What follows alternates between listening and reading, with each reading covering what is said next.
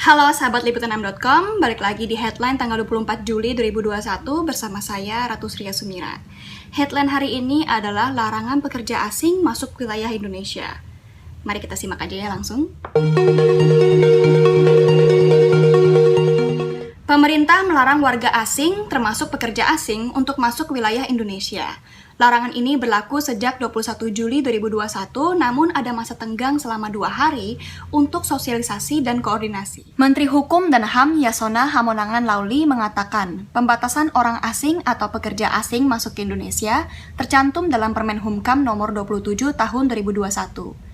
Ini adalah hasil revisi Permen Humkam nomor 26 tahun 2020 tentang visa dan izin tinggal dalam masa adaptasi kebiasaan baru.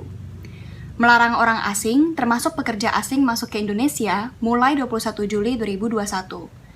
Larangan ini berlaku seiring pemberlakuan pembatasan yang saat ini disebut sebagai PPKM level 3 dan PPKM level 4. Pelarangan ini termasuk bagi TKA di proyek strategis nasional. Namun disebutkan bahwa terdapat 5 kategori warga atau pekerja asing yang masih boleh masuk ke Indonesia. Sehubungan dengan PPKM yang disampaikan oleh Bapak Presiden perpanjangannya, maka berkaitan dengan ini pemerintah juga melakukan pembatasan orang asing masuk ke wilayah Indonesia dalam masa pemberlakuan pembatasan kegiatan masyarakat darurat PPKM. Kami sudah melakukan revisi Permen Kumham nomor 26 tahun 2020 tentang visa dan izin tinggal dalam masa adaptasi kebiasaan baru. Kami telah berkoordinasi dengan kementerian terkait, Kemlu, Kemenhub, dan kementerian lainnya. Yang sebelumnya, tenaga-tenaga kerja asing yang masuk ke Indonesia dalam rangka proyek strategis nasional, sekarang sudah kita batasi, tidak boleh lagi masuk.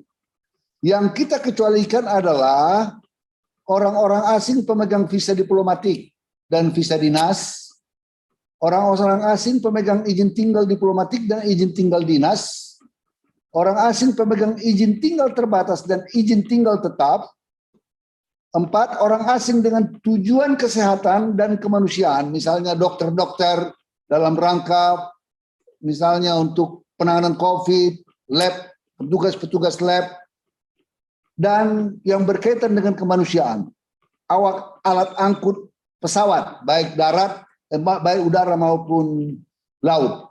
Ini yang boleh, itu pun harus mendapat rekomendasi dari kementerian lembaga terkait, serta memenuhi ketentuan prokes COVID-19, sama dengan ketentuan yang ditentukan sebelumnya. Kita vaksin, kemudian PCR test, baik sebelum masuk, saat datang, dan karantina. Ini kebijakan kita, dan nanti melihat perkembangan sesuai arahan Presiden nantinya, kita akan melihat pelonggaran berikutnya tergantung kepada situasi. Sementara ini kita membatasi tenaga-tenaga kerja asing dan yang lain-lain kecuali yang 5 kategori di atas untuk masuk ke Indonesia. Yang pembatasan sendiri pun tetap memerlukan rekomendasi dari kementerian terkait, kementerian dan lembaga terkait. Kebijakan Permen Kumham ini berlaku hari ini 21 Juli, namun setelah kami berdiskusi dengan Ibu Menlu, kita memerlukan transisi, jadi transisi 2 hari. Transisi 2 hari, saya sudah mintakan ke jajaran di bandara, baik laut maupun udara, untuk memberikan dispensasi transisi 2 hari, karena baru hari ini kita umumkan secara resmi. Wakil Ketua Komisi 3 DPR, Ahmad Sahroni, mengapresiasi keputusan tersebut. Menurutnya, memang sudah saatnya pemerintah mengambil sikap tegas melarang TKA masuk Indonesia di tengah upaya pengendalian pandemi COVID-19.